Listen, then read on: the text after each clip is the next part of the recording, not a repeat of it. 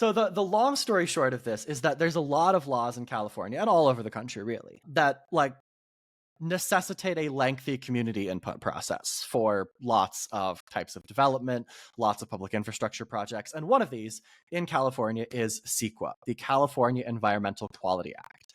And one of the things that CEQA does is it provides a private cause of action. So you, as a private citizen, can bring a CEQA suit. Maybe, Megan, as the resident attorney on the podcast, do you want to explain maybe a little more in detail what a private cause of action actually is? You nailed it.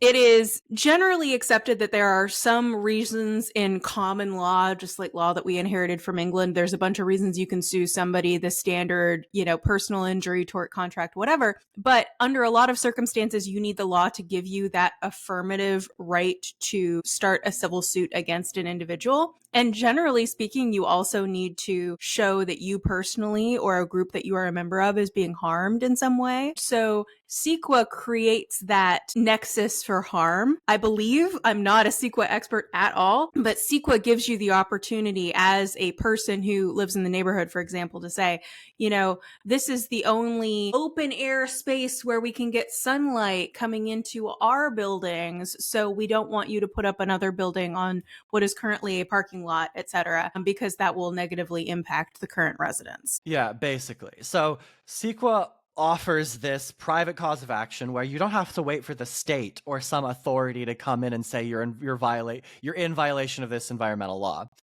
You can file a civil suit, which in many cases will halt the development for the time being. And while that claim is adjudicated, the development cannot move forward.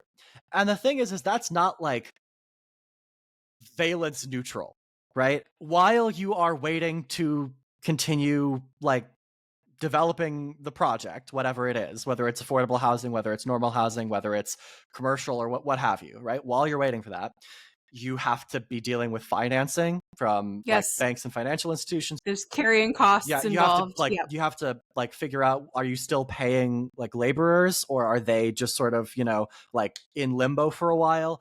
You still have to be paying property taxes on the land, at least the value of the land, right? And the thing is that these CEQA suits are just absolutely rampant when it comes to housing development in California. A report from a couple of years ago found that 25% of all CEQA suits in the state are about infill housing development.